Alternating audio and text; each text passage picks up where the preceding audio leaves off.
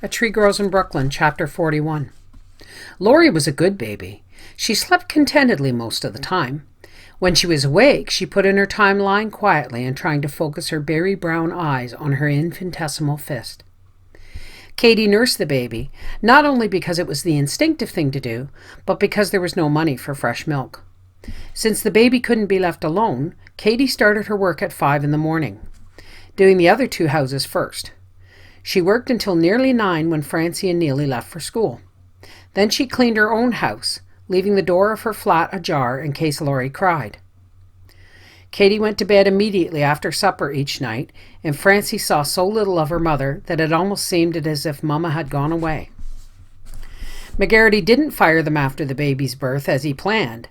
He really needed them now because his business boomed suddenly in that spring of 1916. His saloon was crowded all the time.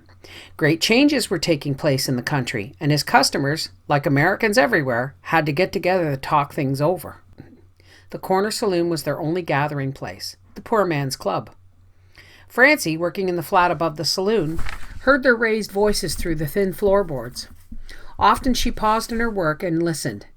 Yes, the world was changing rapidly, and this time she knew it was the world and not herself. She heard the world changing as she listened to the voices. It's a fact. They're going to stop making liquor, and in a few years the country will be dry.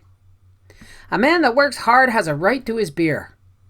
Tell that to the president and see how far you get.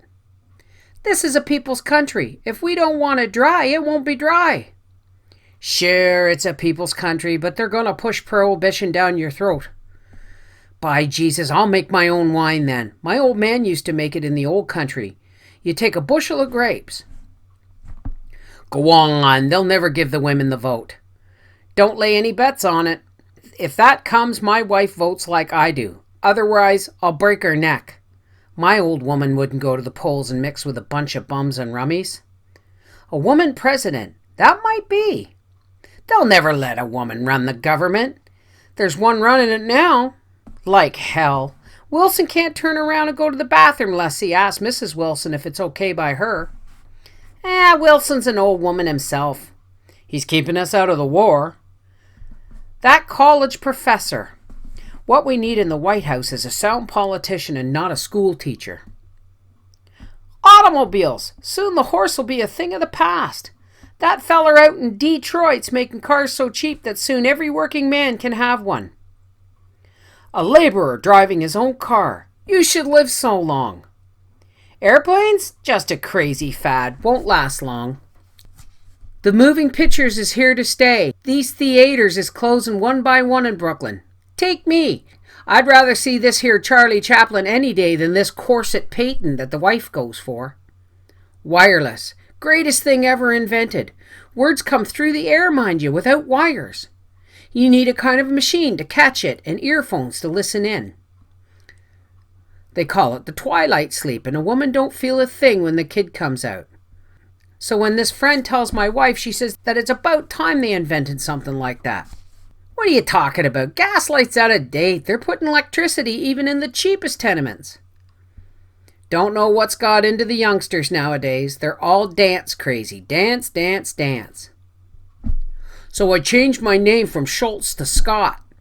The judge says, what do you want to do that for? Schultz is a good name. He was a German himself, see? Listen, Mac, I says. That's just how I talk to him, judge or no judge.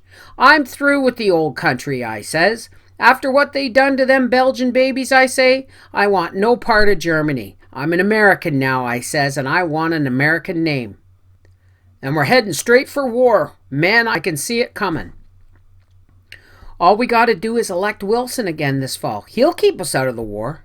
Don't bet on them campaign promises. When you got a Democrat president, you got a war president. Lincoln was a Republican. But the South had a Democrat president, and they was the ones that started the Civil War. I ask you, how long we got to stand for it? The bastards sunk another one of our ships. How many do they got to sink before we get up enough nerve to go over there and lick the hell out of them? We got to stay out. This country's getting along fine. Let them fight their own wars without dragging us in. We don't want war. War's declared, I'll enlist the next day. You can talk. You're past 50. They wouldn't take you. I'd sooner go to jail than war. A feller's got to fight for what he thinks is right. I'd be glad to go. I got nothing to worry about. I got a double hernia. Let the war come. They'll need us working men when they build their ships and their guns. They'll need the farmer to grow their food. Then watch 'em come sucking around us. Us laborers will have the goddamn capitalists by the throat. They won't tell us, we'll tell them. By Jesus, we'll make them sweat. War can't come quick enough to suit me. Like I'm telling ya, everything is machines. I heard a joke the other day. Feller and his wife going around getting food, clothes, and everything out of machines. So they come to this baby machine and the feller puts money in and out comes a baby. So the feller turns around and says, "Give me the good old days."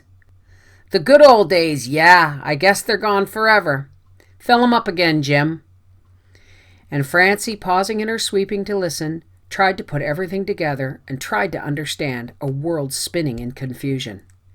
And it seemed to her that the whole world changed in between the time that Laurie was born and graduation day.